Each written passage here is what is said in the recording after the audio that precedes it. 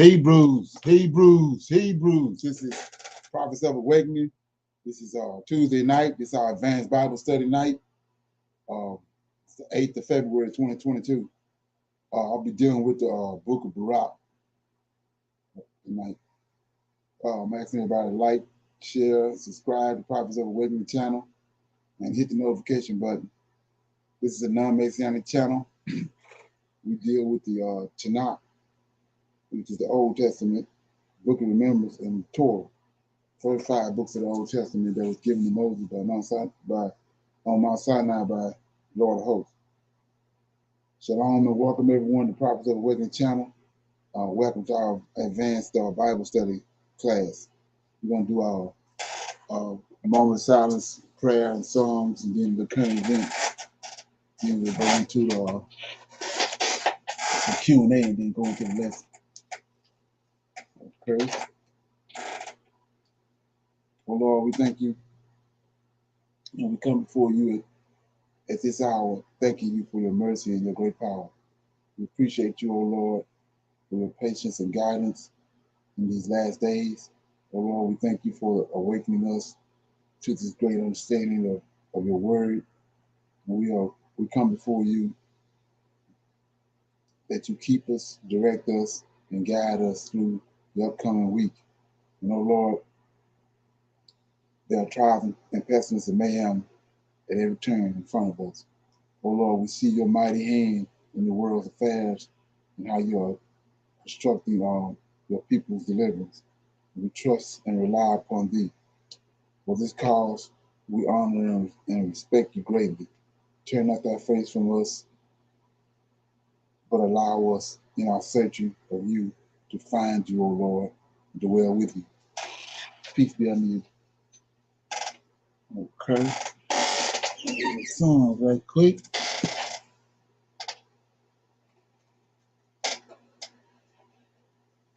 I'm going to read Psalms 87. This is the glories of Zion, the song of Korah. His foundation is in the holy mountains. The Lord loveth the gates of Zion more than all the dwellings of Jacob. Glorious things are spoken of thee, O city of God, Selah. I will make mention of Rahab and Babylon to them that know me. Behold, Philistia and Tyre and Ethiopia, this man was born there. And of Zion it shall be said, this and that man was born in her, and the highest himself shall establish her. The Lord shall count when he writeth up people that this man was born there, Selah, as well as the singers, as the players on the instruments shall be there. All my springs are in thee. Okay, that was Psalms 87, the glories of Zion. Any comments? Okay. Anybody got any current events?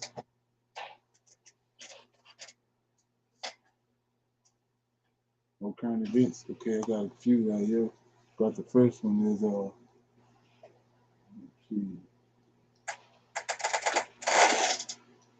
okay.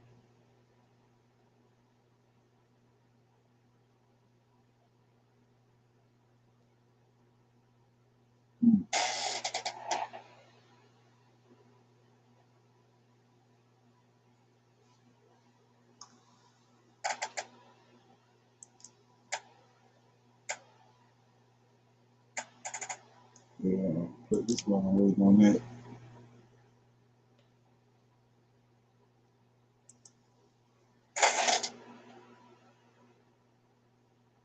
Seems like a long time now. We have been reporting the apparently endless shortages that U.S. producers, retailers, developers, and many other businesses have been facing over the past couple of years. Today, we decided to share the view of those who are actually inside the industry and see problems compounding on a daily basis.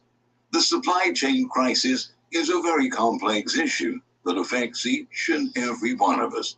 The longer it persists, the more harm it brings to our lives, our society, and our economy.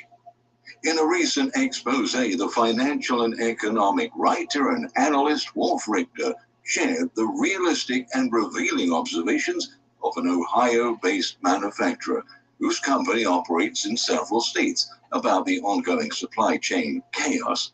Todd Miller, the CEO of Isaiah Industries, a company that produces metal roofing shingles for residences and commercial buildings, and then sells them under several brands such as Classic Metal Roofing Systems in North America, Japan, and the Caribbean, has recently sent a letter to Richter's blog Wall Street, in which he explained that the supply chain system is broken. Miller describes that over the past decade, he has seen several situations where raw material supplies, especially metal, were very tight and led to disruptions in the company's operations. However, we've never seen anything like we're experiencing now, as it goes beyond just metal supply, he said. Today, the industry's bottlenecks are affecting the supplies of pretty much everything. Shortages started to accelerate after businesses were forced to shut down during the first wave of infections in 2020, Miller remembers. At that time, the leading metal mills, where he used to buy steel, aluminum, and copper, were closed, and production never returned to the same levels.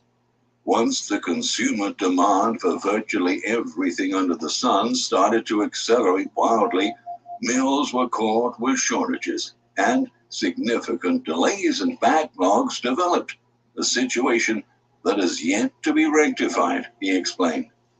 Generally, consumers are understanding of the price increases, but now delays and shortages threaten our ability to meet consumer needs. We're currently running about a 60-day backlog on orders, the bulk of which we're waiting for raw materials to arrive. Historically, our backlog was a couple of weeks at the most, Miller added.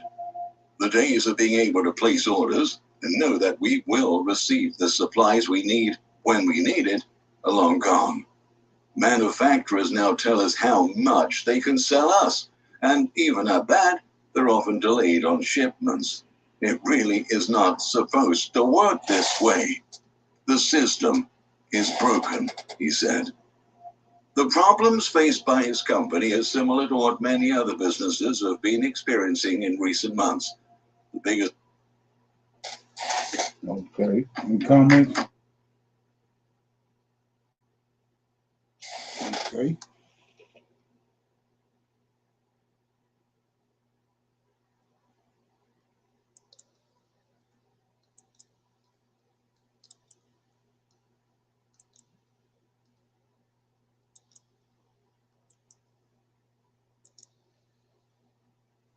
Russia and China, as we reported, met today and reaffirmed their desire to have closer ties. The meeting comes as Russian troops continue to mass on the border with Ukraine, and after weeks of intense negotiation between Russia and the U.S. and NATO. Amna Nawaz has the story.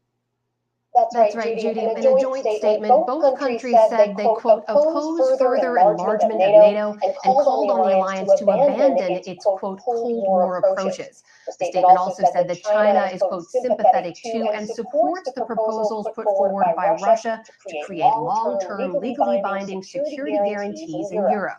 So, what does all this mean? For that, we turn to Elizabeth Wishnick. She's a senior research scientist at the Center for Naval Analysis. That's a Navy-funded think tank. She's on leave from Montclair State University and has written extensively about Russian-Chinese relations. Elizabeth Wishnick, welcome to the News Hour. Thanks for joining us. So that joint statement earlier had some thinly veiled swipes at the U.S. and its allies. Just step back for a moment here and tell us, what is this? What are we seeing here? What's driving the strengthening of Russian-Chinese relations right now? Well, I think the strengthening of the relationship has occurred over the last several years, even prior to the Russian annexation of Crimea in 2014. So I think we saw this trend after the financial crisis in 2008, when Russia and China saw that there were real problems in the international order, at least in the economic order, and they hoped together to create some alternatives. And so they began to expand their partnership at that time. But certainly there has been a deepening of the partnership over the past 8 years or so. What does all this mean in real world terms, especially at this moment? For example, if Russia were to invade Ukraine, do we know what China would do? Well, let's look at what China did the last time.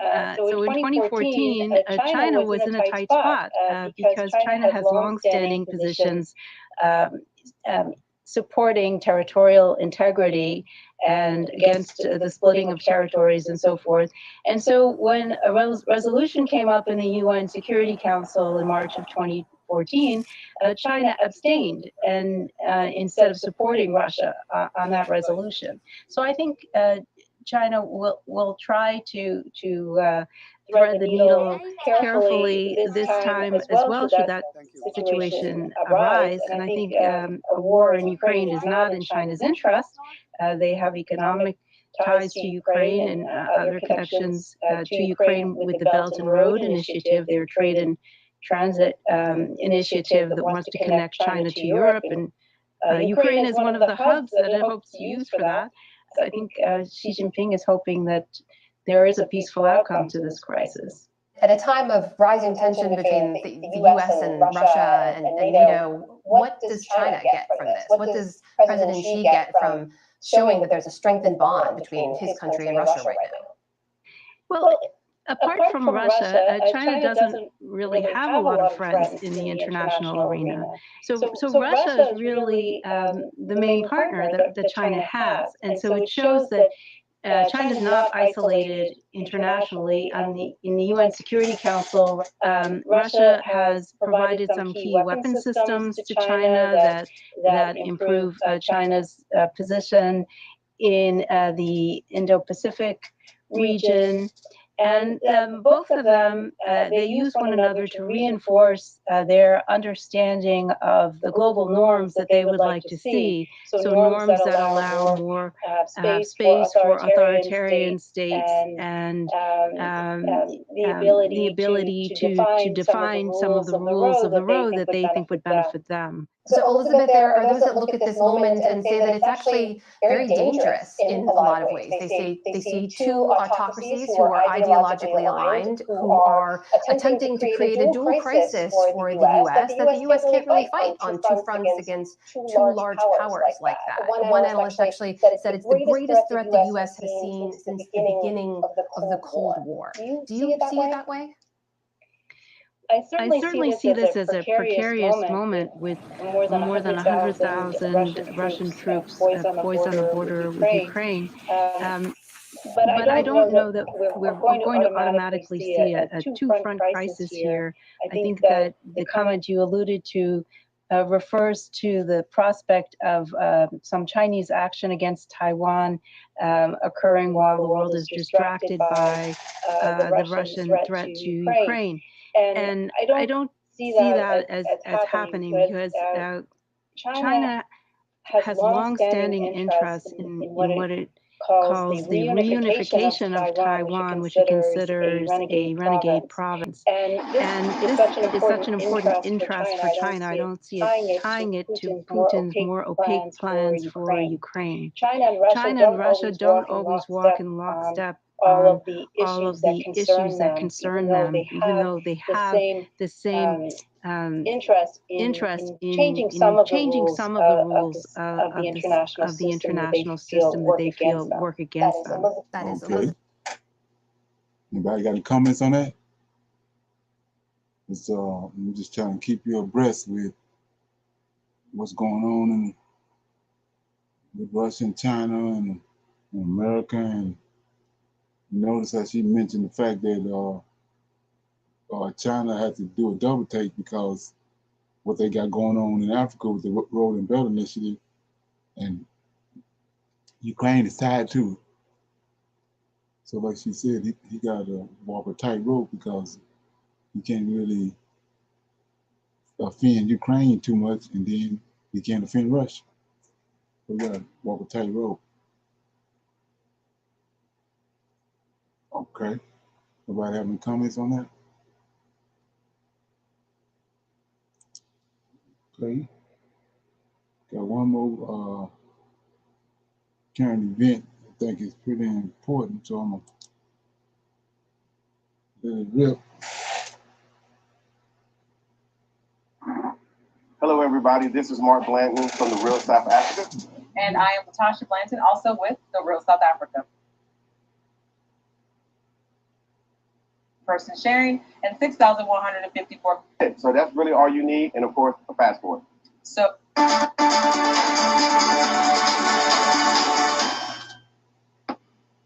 Greetings, I'm Dr. J. Harrell Sims. I'm a proud contributor to the African Diaspora News Network and Dr. J Holistic Health on YouTube. Make sure that you click like, share, subscribe, and don't forget to hit the bell. And please subscribe to both channels. Today I want to talk about something that this is not the first time, it's really the second time that this has occurred, and I haven't heard too many people talking about it. So here as Dr. J does, I'm going in. There have been bomb threats to several, if not all, HBCUs. And I heard about this a couple of weeks ago. I had a client who actually attends an HBCU, and this is how I found out about it. I didn't find out about it through the national news, but then I don't watch the national news anyway, because all it is, it's spun one way. But I have a great, great concern. That concern is, I want you all to understand something here. You have to be a completely hateful, coward-ass person to want to do bomb threats to highly melanated students who are just trying to get an education. As an educator, it's appalling to me, especially it happening to our HBCUs, because being in California, we don't have them. All of our institutions are Hispanic serving, and we're not getting served at all. The very things that our ancestors, yes, Black History Month, so I'm going there. Our ancestors went through hell so that we could have an opportunity, and those opportunities are no longer afforded to us. They're being afforded to everybody else. Everyone else is securing the bag off our ancestors' struggle. And to add insult to that, now we have these idiots out here trying to bomb our institutions. We are not safe at the PWIs, predominantly white institutions, and now we're not safe at our own Black institution. And really, honestly, I have to tell you, people think, I've heard, and I tell my students this, I don't sugarcoat a damn thing, but people keep saying, well, that's in the past, and the old folks, when they die off, all racism will die off. Baloney. Let me make it clear, and let me give you a couple of receipts. Number one is Gen Z is just as racist as the millennials, who are just as racist as Gen X, who are just as racist as boomers, who are just as racist as anything that came before them. Let us not forget that the civil rights movement, which should have been the human rights movement, was just in the 60s. I was on the planet when this was going on. I was born. I was a kid. I was old enough to talk when this was going on. That's not saying that I'm old. It just means I'm seasoned. But check this out. Hatred is not, you're not born with hatred. Hatred is a learned experience. It's taught. It's systemic. Most people talk about racism, and they don't even know what racism is. Racism requires power and privilege. If you have the power to affect my life in such a way that I can't even go to school and get an education on an institution, in an institution that's supposed to be geared towards me, that's a problem. That's called racism. And you have, another thing that I'm finding out about HBCUs, I'm not all of them, but just stuff that I hear, because I did not attend an HBCU. I had the opportunity. I did not have the support to leave the state at that time, at that age, to go to Clark, Atlanta. So basically what I want to say is, this is not going anywhere. And I don't want to hear anybody from the divestment tribes talking about this is all because of Donald Trump. You are really delirious if you think Donald Trump is the reason why all this occurred. No, this has been occurring. They've been feeling, this is not new. The only difference is it wasn't fashionable to show your hatred. All Donald Trump did was spew some nonsense and empower the hatred. Now, I am not pro Donald Trump. I am not pro Republican. I am not pro Democrat. I think they both stink, but that's me. Our students, our children need to be protected. We can't be out here chasing a bag to the point where we don't know what's going on with our kids. Our kids are being bullied. Our younger kids are being bullied in school. And our brightest, our best, and our brightest now have to be concerned about going to school and having something happen to them. Sandra Bland, I believe she went to Prairie View. She was supposed to start teaching there. Look what happened to her. Listen, jealousy is something else. And if we are only truly technically 12 to 13% of the population, which I don't believe, because statistics can be skewed. And because when you say there's this many white people, but you put Latino and Arab and all these other people who are clearly are not Caucasian under that umbrella, of course the numbers are going to be bigger. But if we're only 13% of the population and immigrants keep coming in here from other places except for the continent, make that make sense to me that you would be so focused on hurting us. We don't even have the numbers. Or do you hate us that much? Why do you hate us so much? I think Satan always hate God. Satan always hate God's people. I mean, that's just the way it is. But when we talk about academics and education, think about this for a minute. Our students are going to school to get an education, and the only way they're going to learn about who they are and learn their true history is if they go to institutions that are made for them so that they can learn about themselves and contribute to us as a people. And even that is being co-opted because now we do have, is it Lincoln University? One of those universities is predominantly white now. So do you understand what's going on? Do you see what's happening? All the threats, all the things that are going on. You cannot close your eyes to this. You cannot tell me that you're that interested in Cardi B or whoever else. Why are we so into these athletes and actresses and all that? We're looking at the wrong thing. These are people that are allowed to make the money because white supremacy only allows you to do two things: entertain them and entertain them. That's why our brightest and our most wealthy are in that industry. Now, that is not to say we don't have great scientists, teachers, and astronomers, and we have all that. We built this country. They know it, the world knows it. Even though they don't want to give us the credit, they know this. But the bottom line is this: when are we going to focus and understand what's happening right now so that we can make a plan and do what we need to do? Nobody's coming to save us. Nobody's coming. You're talking about solidarity? What solidarity? Are there enough people that would stand in solidarity, or is this performance allyship? I want you to think about that. They have threatened twice. This happened sometime in late December, before they went back, and now the threats happen again. They're going to threaten and threaten and threaten and threaten. And what are we going to do? We're going to go to church and we're going to pray. And God knows we love him. But I'm going to tell you something. Yeshua HaMashiach was not a punk, because punks don't turn over tables and whip people and destroy the temple. Y'all better recognize. You better stop looking at, what's his name? Caesar Borges, as somebody that's going to help you. Because Caesar Borges has no power. Okay. Comment? Oh, wow.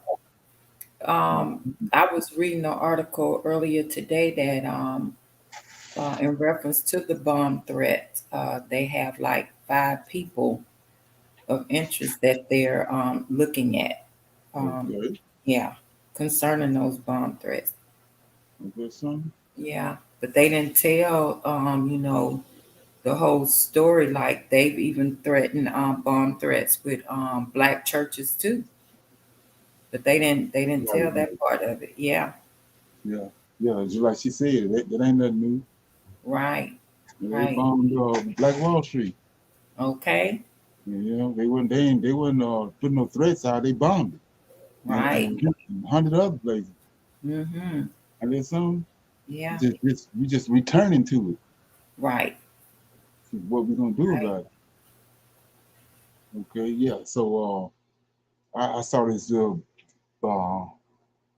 I guess you can call it information on leprosy, and that conversation came up a few times on Prophet's Awakening. So I'm gonna dabble in that for a minute before I go into the lesson. Okay.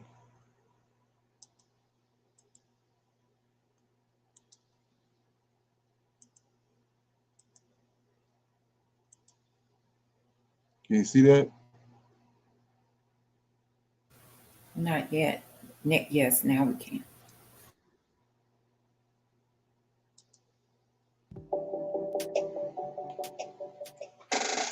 Now, this video was originally supposed to be 15 minutes, but as time went on, more things were revealed. Remember though, to eat the fruit and spit out the pips.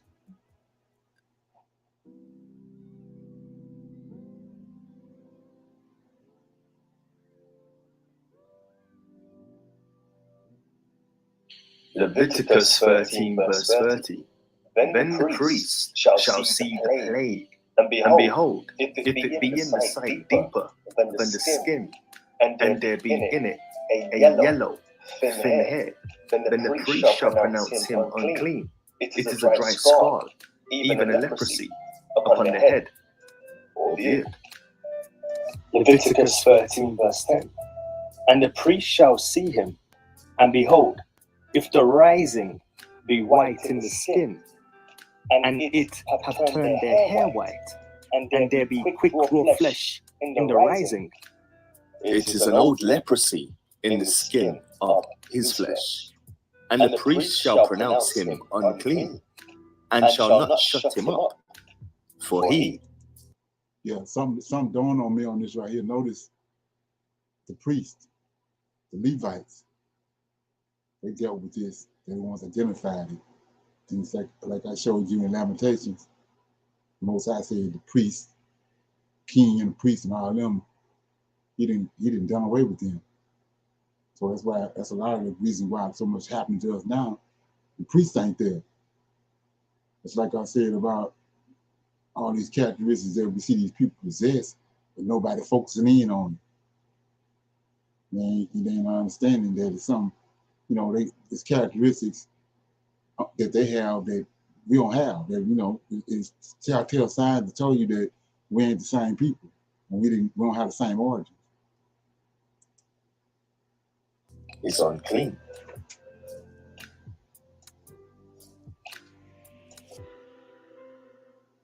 Yeah. So that's back in during time of Israel, that was a major thing. We going on by our business now. We don't think it's shit, but it's a problem right here. All this in Leviticus.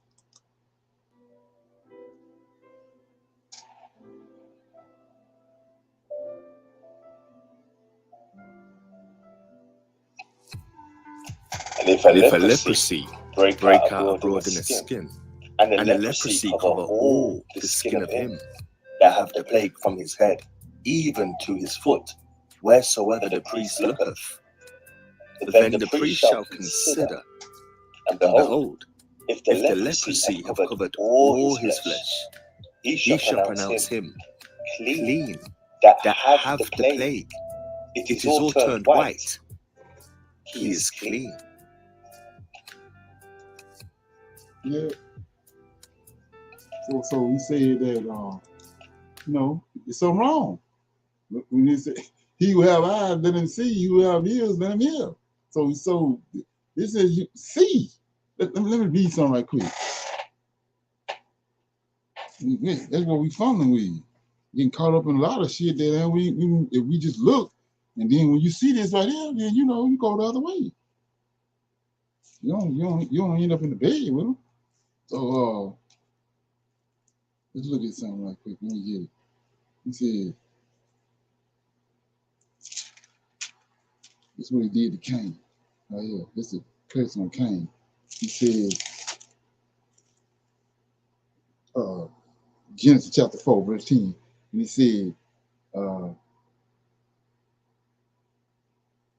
he said, verse 10, 4 and 10 in Genesis, Cain's curse.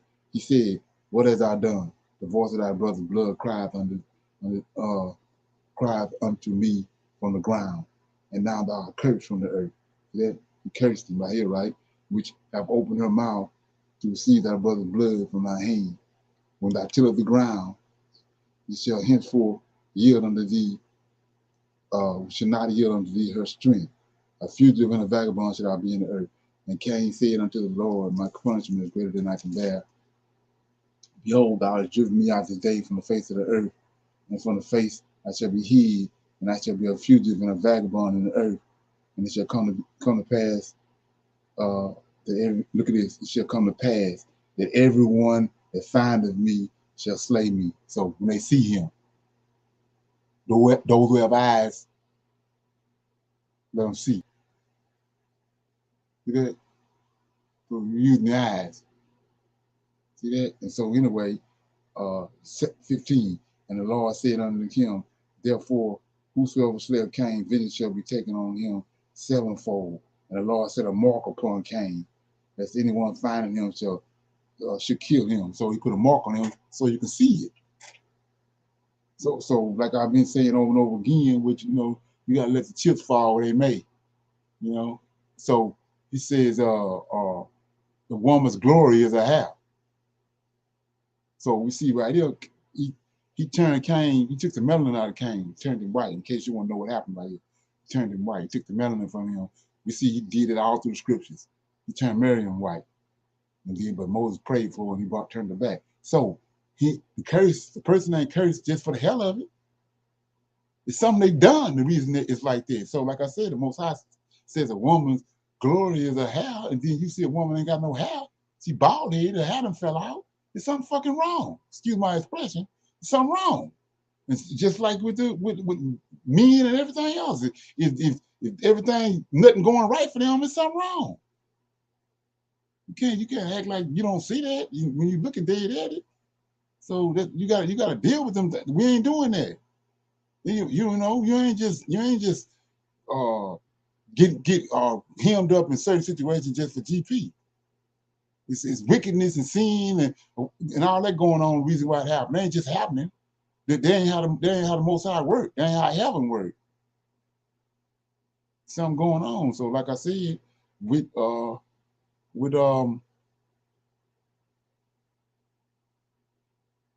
I can't think of the guy's name, but he was in the temple and he wanted to go in and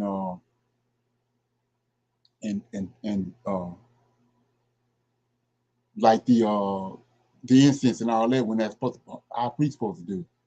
And so the Most High made him his hands withered. So like I said before, you see somebody with withered hands, or he a black man, but his hands and from his forearm to his arm to his fingers is turned white. He ain't just his fingers ain't just turned white for the hell of it. It's something they done and the Most High done reacted to it. Just like I said with Cain. He took the melanin out of Cain. Just like Miriam. We tell him, when you read the story, Miriam was talking against Moses. So he came down in front of them and turned, and when he went back up, he had took the melanin out of her. Same thing with Cain. Came down, talked to Cain, and his anger was kindled. And when he went up, he took back what he had when he went back up. That's the melanin. So, like I said, they ain't looking like that just for GP. It's something that happened. Something that done. So anyway, let's keep going.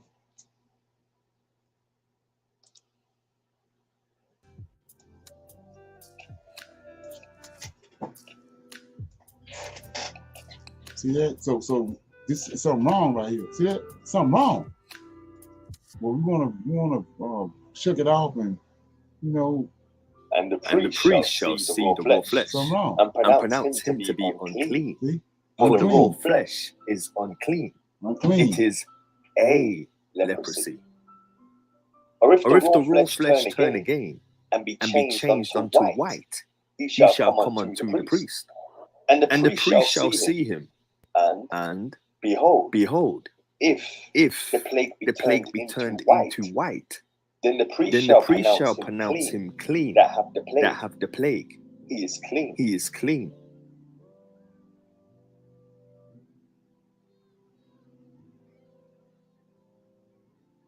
So like I said, just a GP, so get you to focus and thinking right. So this Most High doing, it was just like spring, summer, winter, and fall. He set that in motion. So how he gonna send somebody from heaven and they coming down healing this? Like I say, it's a sign on the giant that he's a product of the angels that came down and slept with the women and slept with human women, and the signs on them, the defects on them, all over. They got all kind of defects. That's the only signs that let you know what happened, where they came from. So now he turned around and he's sending the sun down, and the sun laying hands on people, healing that. That's crazy as hell. ain't how it works. It's there for a reason. He ain't send nobody to heal nothing when he says, let me read something right here. I ain't gonna stay on this too long because I gotta go to lesson. But I'm in 2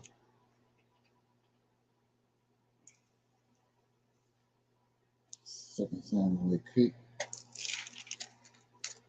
3 Samuel. So this when David took Zion. I don't know if anybody heard this before.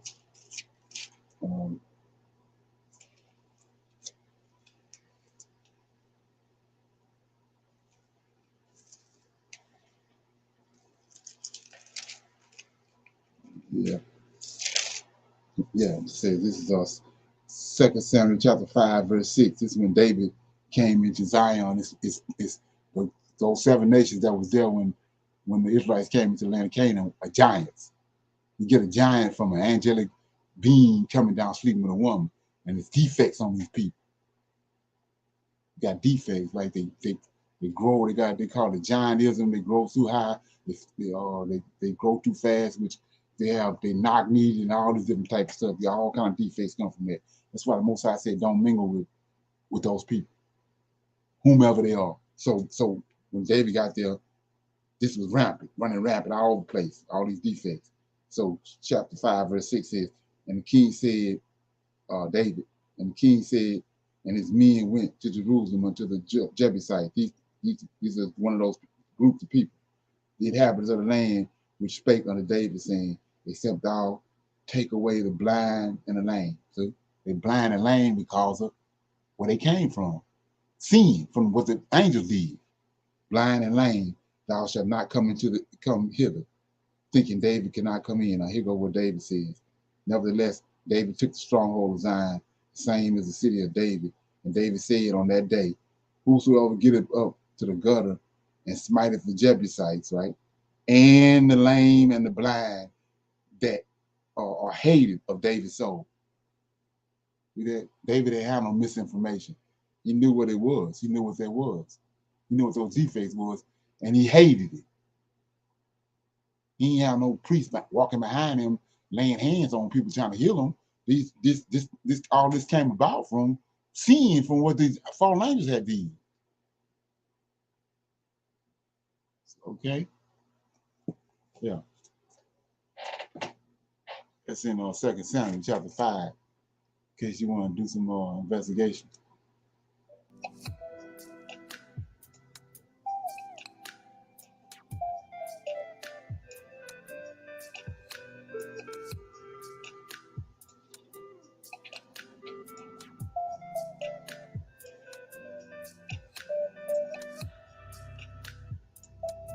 See that right there? See, you would say that's gross, but you got to go back to the origins of it. How it came about. You know? which would last until 1715. In this period, they built several fortresses in fear of attacks from the sea, especially after the fall of Constantinople in 1453, and the continuous pirate raids. The Venetians were forced to fortify Spinalonga. So what the brother doing is he's showing you what leprosy is, the breakdown, the definition of it, and all that. But it's you can trace it, and it's a lineage. It's a group of people, lineage of people. So the video is leprosy decoded and unmasked. In case you want to watch it, so we're gonna break it. Like I said before, we just most of us is probably 50 years old or so, and that's all. We haven't been no research or going back and find out what happened before that. You look at things for what you see now and trying to connect dots, but then how it works. Because everything been hoodwinked and flipped, and everything else can't look at it like it is now. You got to go back and trace it back. And so what he's doing is showing you it's a particular group of people, lineage. Like the Most High said, I just read. Cain was going to be a wanderer, a vagabond, and a fugitive, and he's going to go taking people's lands and doing everything like that. Okay. So, like I said, this is leprosy decoded and unmasked. You want to check it out. Any comments for go into the topic for the day?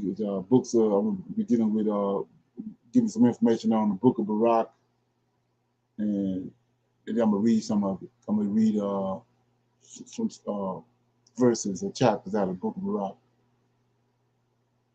Anybody got any comments or questions on leprosy before we move? Really, like you were saying, people don't look at it as a symbol of sinfulness. They just look at it as something normal happening to your skin, but you gotta, go deeper than that. Right. Yeah. Right. Yeah. Exactly. Because see, that's why he gave us eyes. Right. Look at people, analyze stuff. But we call it the matrix. We can't, we ain't doing that. Right. Right. And it was to me, when I was reading that, it was like too that was a wicked person, and they pretty much had that on them to separate them from other people, Right. And people knew, yeah. Right. He was identifying them too. That's a way of identifying. Yeah. Right. We don't do that. That's it. Mm-hmm. Right. This song. Okay. Yeah. So with that being said, I was going. I'm reading now. I'm gonna read out of the Book of Barak. But the layout is, for the people that don't know, Barak is Jeremiah was a prophet, and each prophet has a scribe, or assistant. You can say his assistant. So Barak was assistant to Jeremiah. Barak is the one when Zedekiah and those the elite in Israel started terrorizing Jeremiah when the Most High was sending them to prophesy to them, let them know Babylon, Nebuchadnezzar was coming, and they were going to sack Jerusalem. And Jeremiah was telling them that, and they couldn't believe it, because they just knew the temple was going to always be there, and Yahweh was going to always be there. But Jeremiah, he was sending Jeremiah telling them he wasn't. So they were sending Jeremiah through all kind of hell. And one of the things was they put Jeremiah in a cistern. They had him down in the cistern, so Jeremiah wasn't able to come before them. So Jeremiah would write letters, scrolls, and give them to Barak, the scribe, and Barak would take it to the people.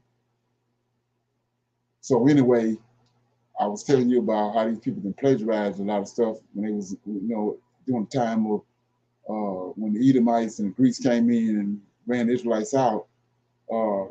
They started. They wanted to be like the Israelites, like they wanted to be. They would see in the scriptures, our scriptures, where, he had prophets. When they wanted to be a prophet, so they would go and read our books, and then make their own book, and they would, plagiarize different things and different events and verses that the prophets had wrote, and they would place them somewhere else, and then put their name on the book. So anyway, what you have, and like I said, you got to be able to go in and get the meat out and leave the bone. So it's actually 4 books of Barak. You got what I'm gonna do tonight. I'm gonna read some of Barak 1, and I'm gonna read some of Barak 2. But it's actually Barak 1, the book of Barak 1, the book of Barak 2, the book of Barak 3, and the book of Barak 4. So, like I said, you're going to, according to where your zeal at, you want to go deal with them and write and read them or whatever. Then that's what these people would do. They would go in and get certain characters out of the Old Testament and focus in on them, and then, concoct a book in that person's name, but actually they're the one that wrote it. And then hoodwinked it, and they'll stick one of our forefathers' name on it. Yeah. So with that being said, I'm gonna read. This book, Barak 1, is in the Apocrypha. I'm just gonna read some of it. And like I said before, he said, "Those who have eyes, let them see, and then those who have ears, let them hear." So what you do, our forefathers was commanded by the Most High to go to the people and read. He's telling them, read it in the hearing of their ears. So why is he telling them that? So you can rightly divide it. And they reading it, you can rightly divide it. Like I say, thinking like a Hebrew. You rightly divide it. So here we go, right here. This book of Barak that's in the Apocrypha. So it says, "These are the words of the book that Barak, the son of Nerah," I got some points I'm going to point out too while I'm reading. It said, "The book of Barak, son of Nerah, the son of Meshach, the son of Zedekiah, son of Isaiah, son of Hilkiah, wrote in Babylon in the 5th year on the 7th day of the month, at the time when the Chaldeans took Jerusalem and burned it with fire." So right there, I want to shine a light on something. If anybody know who Hilkiah is, and Hilkiah was a high priest. Hilkiah was the person that found the book during the time of Josiah and brought the book up and gave it to the king for him to read it. Israel had been dealing with the book of the law for almost 490 years. As a matter of fact, 490 years. That's what the Most High talking about. 70 times 7. When you add that up, it's 490 years. That's why they had to go to Babylon for 70 years. You get 70 years of 77 years out of 490 years. And that's why they had to go to Babylon and do the 7 years. But anyway, it says right here, 2 things they say, that this Barak is the son of Hilkiah. Hilkiah a priest, and he a priest. Well, he's a Levite, I mean. So, and then the other one is, this for the avid reader and the person that's searching out and everything. So he says that in the 5th year, on the 7th day of the month, at the time when the Chaldeans took Jerusalem and burned it, and Barak read the words of this book in the hearing of Jeconiah, the son of Jehoiakim, king of Judah, in the hearing of look at this, in the hearing of all the people who came to hear the book. That I ain't doing nothing no different. In the hearing of who came to hear the book, and in the hearing of the nobles and the princes, and the hearing of the elders, and in the hearing of all the people, small and great. In fact, all who lived in Babylon. So if you go back and do your research in the book of Jeremiah, Barak didn't go to Babylon. unless I overread it, or, underread it. But he didn't. Barak didn't go to Babylon. I want you to remember that. So anyway, it says it lived in Babylon by the river Sud. Then they wept and fasted and prayed before the Lord, and they raised money. Check this out. They raised money, each one giving what he could, and they sent it to Jerusalem. Joachim, the high priest. Okay? So when you go back and look at that, Joachim is the king.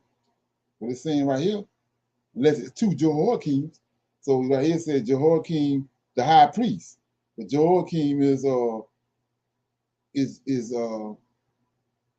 Jeconiah. He's connected to Jeconiah, which is David's lineage. And then it says Jehoiakim, the high priest, the son of Hilkiah.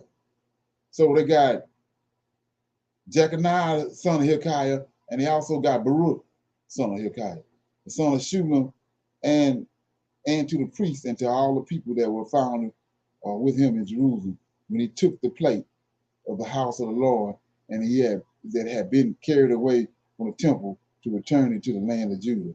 The silver dishes which Zedekiah, the son of Josiah, king of Judah, had made after Nebuchadnezzar, king of Babylon, had carried off Jeconiah and the officers and the captives and the nobles and the common people from Jerusalem and taken him to Babylon.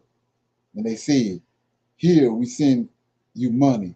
So buy with the money burnt offerings, sin offerings, and incense to prepare a grain offering and offer them upon the altar of the Lord our God, and pray for the life of Nebuchadnezzar, king of Babylon, and for the life of Belshazzar, his son, that their days may be long, be like the days of heaven upon the earth. So the reason why he's doing that is the Lord of hosts told Jeremiah to tell them before they left that you're going to go to Babylon, all going to be well with you. Marry, find a wife, plant vineyards and all that, because you're going to be there for 70 years. You're going to be there for Nebuchadnezzar, his son, and his son's son. So that's Nebuchadnezzar, his son, and his grandson. That's what he told him. So that's why they're saying, pray for Nebuchadnezzar and Belshazzar, his son, right? Saying the Lord will give us strength, and he will give sight to our eyes, and we will live under the shadow of Nebuchadnezzar, king of Babylon, and under the shadow of Belshazzar, his son, and we will serve them for a long time and find favor in their sight. Pray for us to the Lord our God, for we have sinned against the Lord our God, and to this day the anger of the Lord and the wrath have not turned away from us. So read this scroll which we send to you, and make your confessions in the house of the Lord on festival days and on days of assembly. And you shall say, uprightness belongeth unto the Lord our God. But confusion of face as it is this day befits us, the men of Judah and the residents of Jerusalem, and our king and our officials and our priests and our prophets and our forefathers, for we have sinned before the Lord and disobeyed him, and we have not obeyed the voice of the Lord our God. So let me shine light on that right quick for all the YouTubers out there. So he said they have not obeyed the voice of the Lord our God, their God, right? This just a golden nugget I'm putting in here. So I'm in Exodus chapter 23, verse 20. It says, behold, this Lord, this Yahweh, created us. He came down on Mount Sinai, and he talking to Moses there on Mount Sinai, and he tell Moses in Exodus 23 and 20, behold, I sent an angel before thee to keep thee in the way and to bring thee into the place which I have prepared. So this angel, Yahweh up in the heavens of heavens, this angel they dealing with you right here. This angel is going before them, leading them. And then 20, and they communing with him. They talking to him. It's his voice they listening to. They ain't listening to Yahweh. So 21 says, beware of him. It ain't Yahweh. It's the archangel, Michael. First angel he created. He says, beware of him. Obey his voice. See that? obey his voice. Provoke him not, for he will not pardon your transgressions, for my name is in him. So when you see that, I'm showing you this so when you reading it, you get the proper understanding. They ain't talking to Yahweh. Yahweh ain't leading them. Yahweh didn't give them the commandments. So that's why it says this right here. Then I'm going to start back reading. Judges. I'm in Judges chapter 3. Chapter 2 of Judges, verse 1.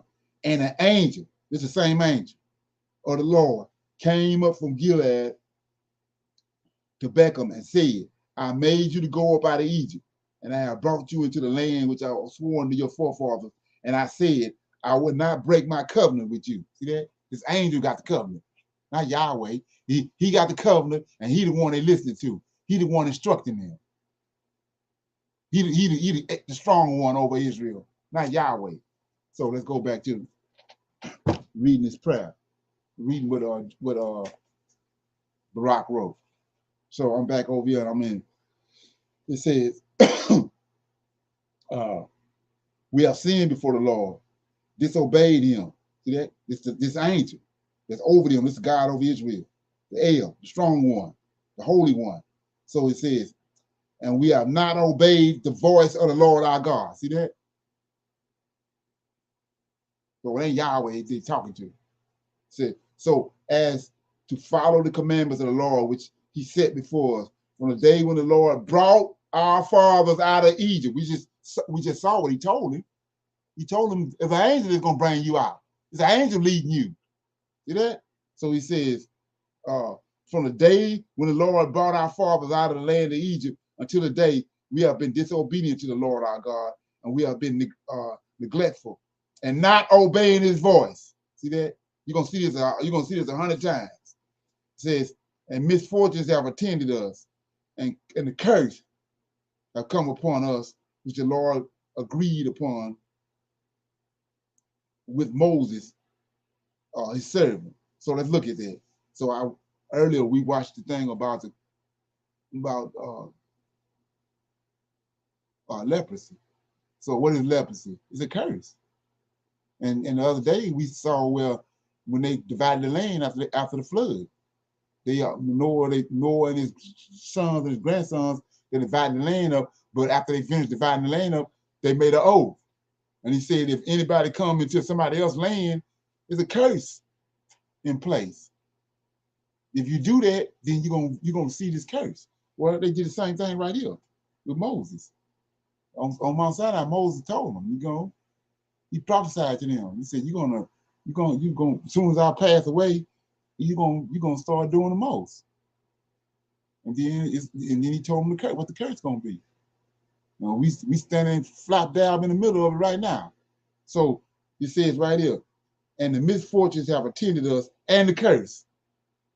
He ain't saying that just for the hell of it.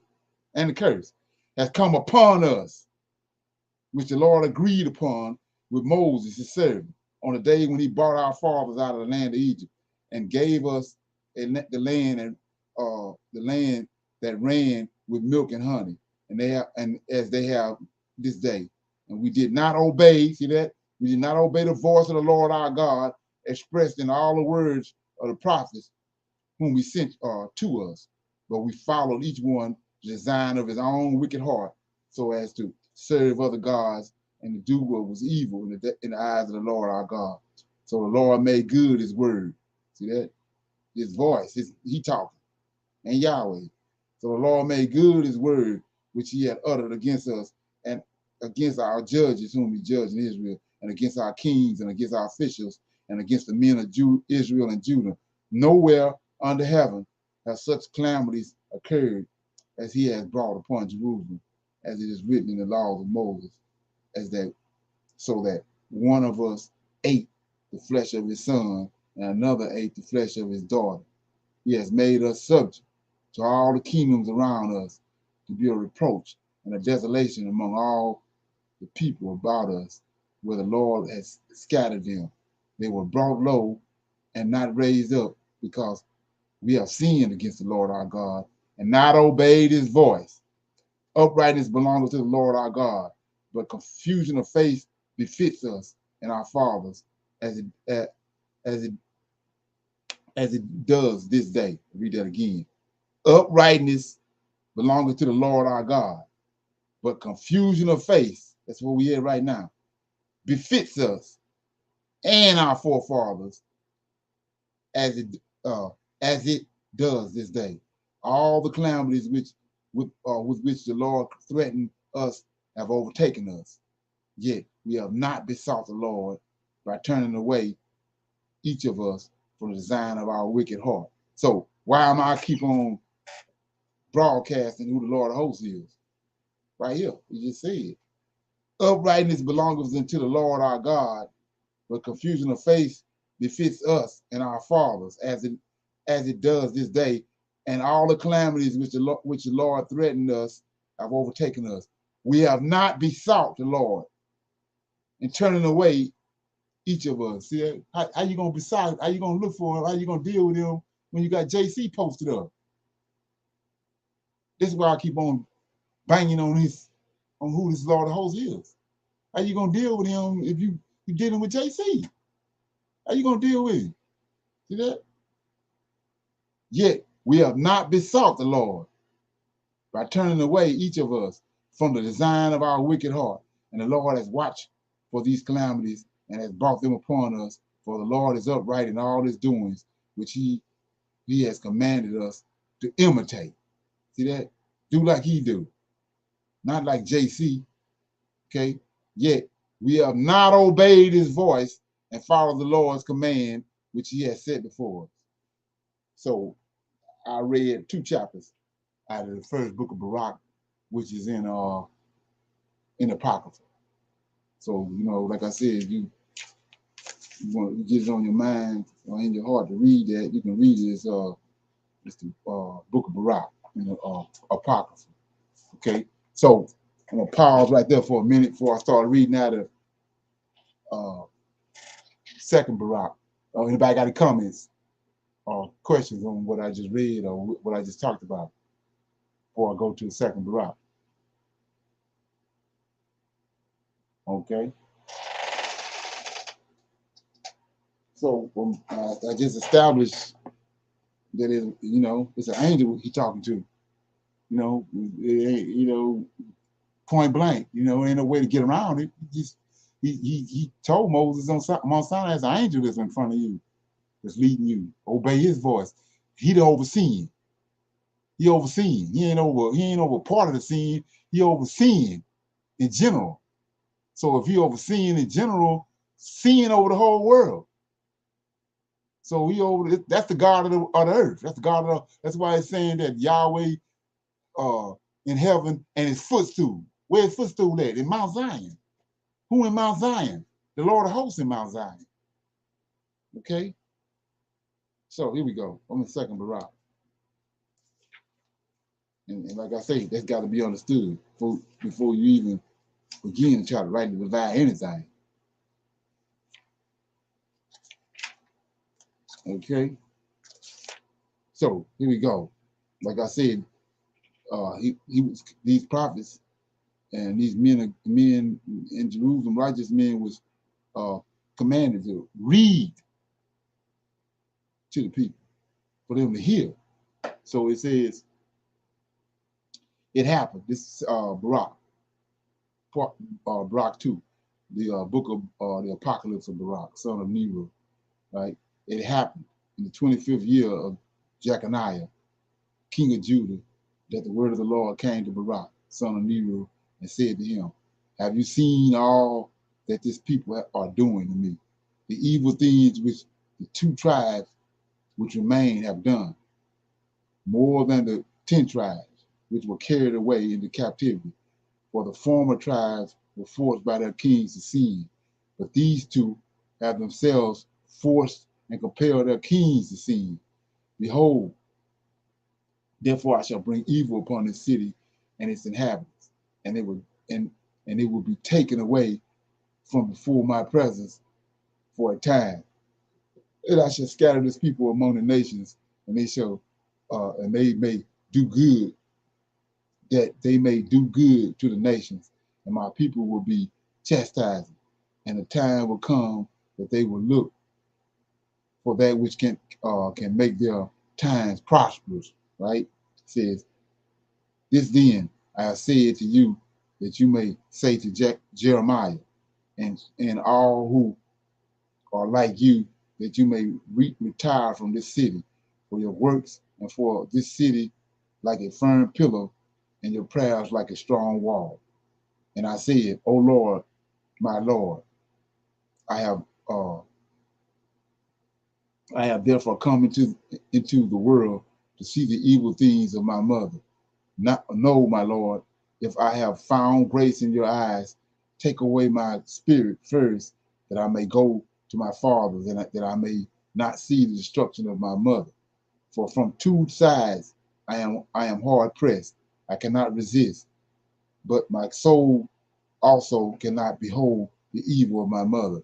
But one thing I shall say in your presence, O Lord, now what will happen after these things? For if you disobey your city, if you destroy your city and deliver up your country to those who hate us, how will the name of Israel be remembered again? Or how shall we speak again about your glorious deeds?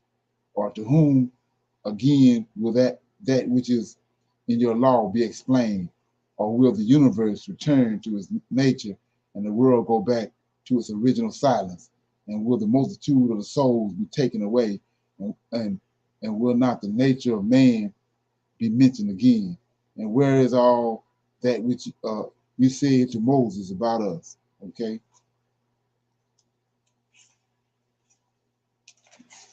All right. It says, and the Lord said to me, this city will be delivered up for a time, and the people 70 years. And the people will be chastened for a time, 70 years, and the world will not be forgotten. Or do you think that this is the city of which I said, on the palms of my hands I have carved you? It is not this building that is in your midst now.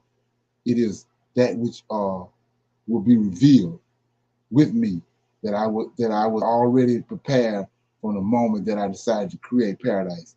And I showed it to Adam before he sinned. But when he transgressed the commandments, it was taken away from him, as also paradise. After these things, I showed it to my servant Abraham in the night, between the portions of the victims. And again, I showed it also to Moses on Mount Sinai. And when I showed him the likeness of the tabernacle and all its vessels, behold, now it is preserved with me, as also paradise. Now go away and do as I command. So let's make something plain right quick. So he says right here, after these things I showed it to Abraham in the night, between the portions of the victims. Let's see what he's talking about. I'm in Genesis chapter 15. Genesis chapter 15 says, 15:7. And he said unto him, this Moses and the Lord of hosts talk. And he said unto him, I am the Lord. This is what I just read out of second Barak. And he said unto him, I am the Lord that brought thee up out of Ur of the Chaldeans to give thee this land. And he said, Lord, whereby shall I know that I shall inherit it? And he said unto him, take these the pieces, he just said, pieces of the victim.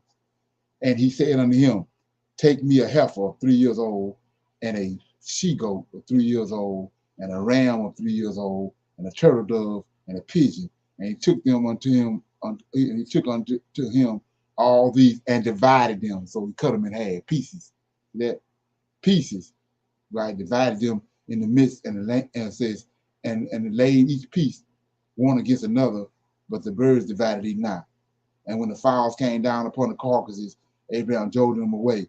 And when the sun was going down, I got to read this to make this plain. And when the sun was going down, a deep sleep fell upon Abraham. And lo, see, in the night, he said, I came to Abraham in the night.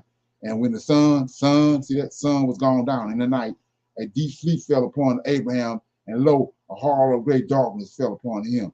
And he said unto Abraham, know for surely that thy seed shall be a stranger in the land that is not theirs, and shall serve them, and they shall afflict them 400 years.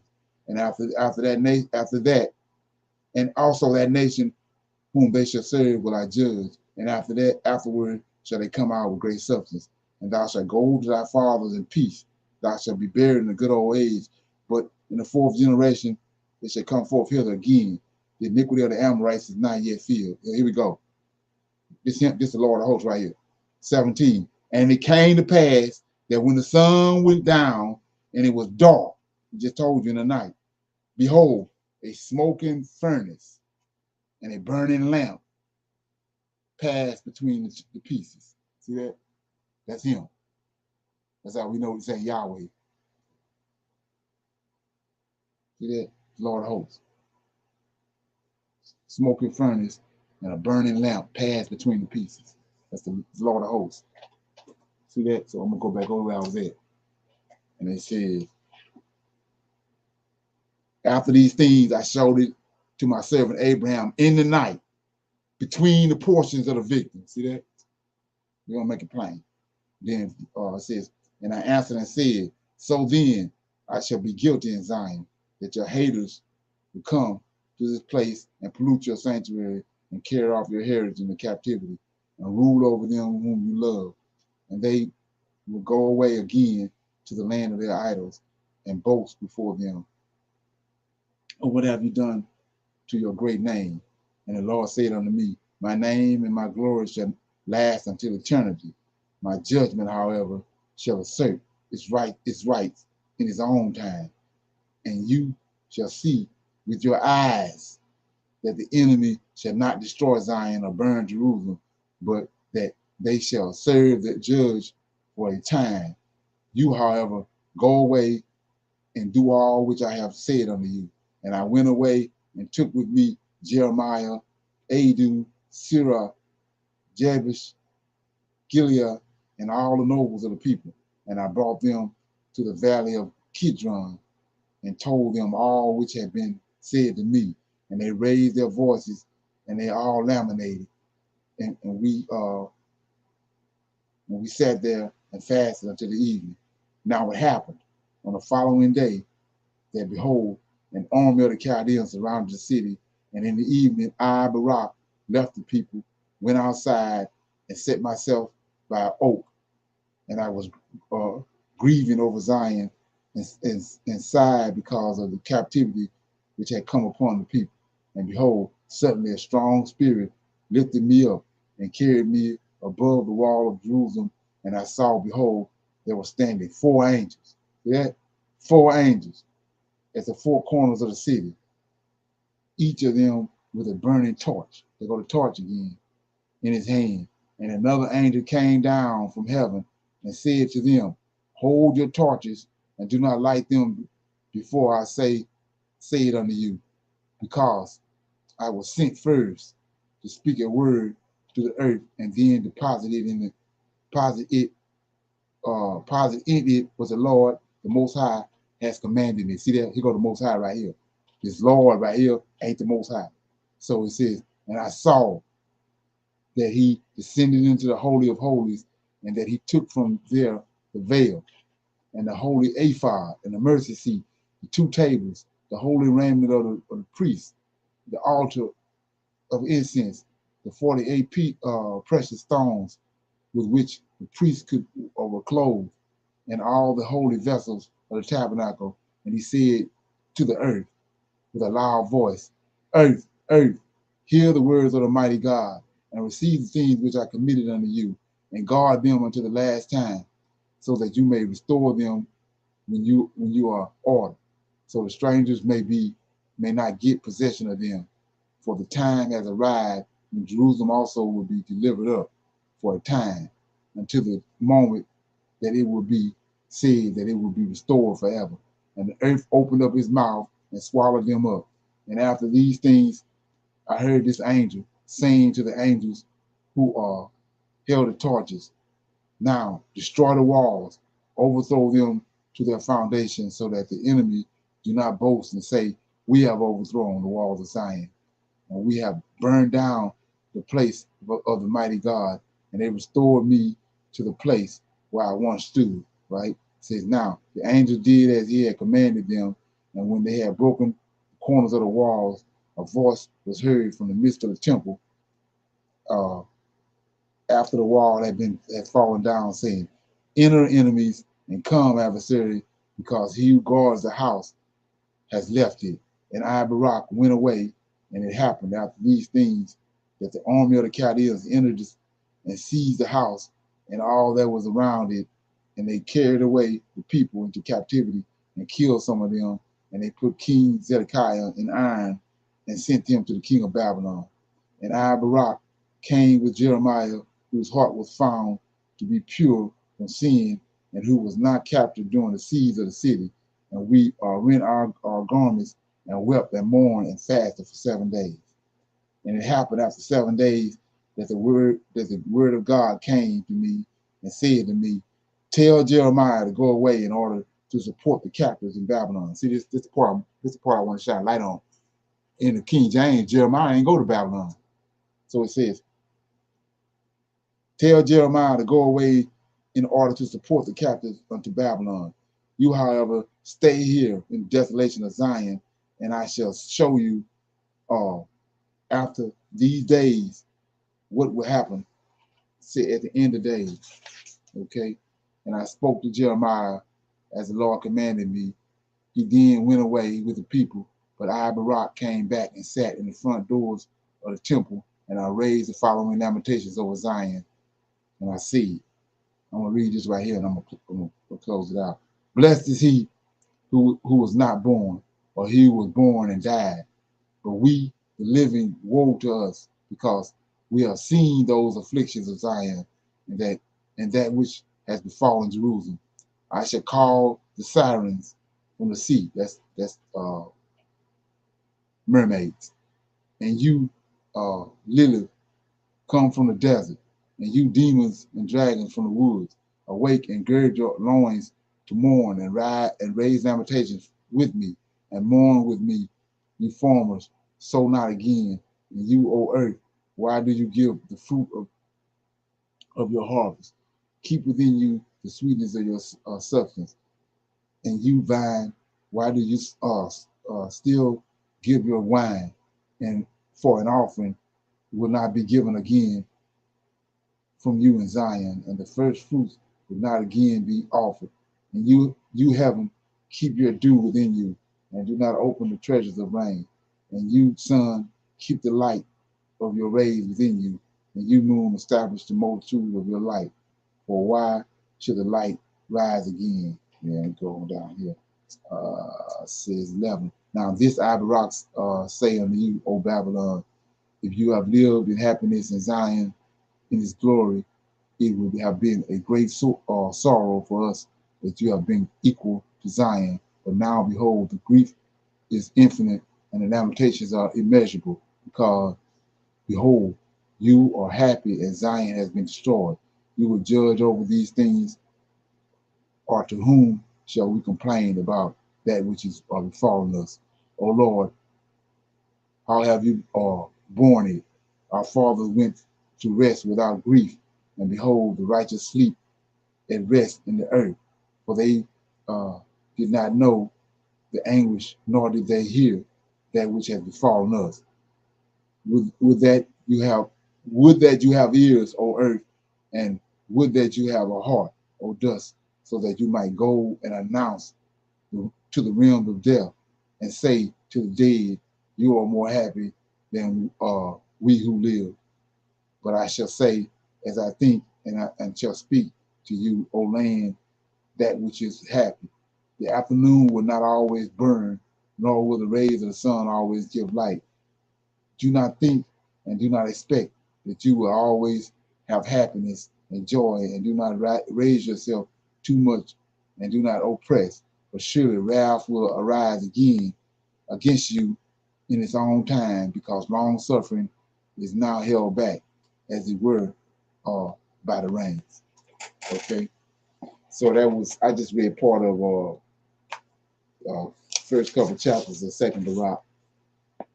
And like I was saying before, it's Barak 1, Barak 2, Barak 3, and 4. So with that being said, anybody got any comments?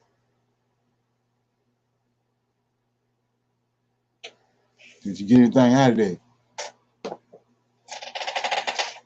Yes, sir. Something tonight. Okay, so yeah, with that being said, I'm nobody have no comments. We at almost an hour and a half. So.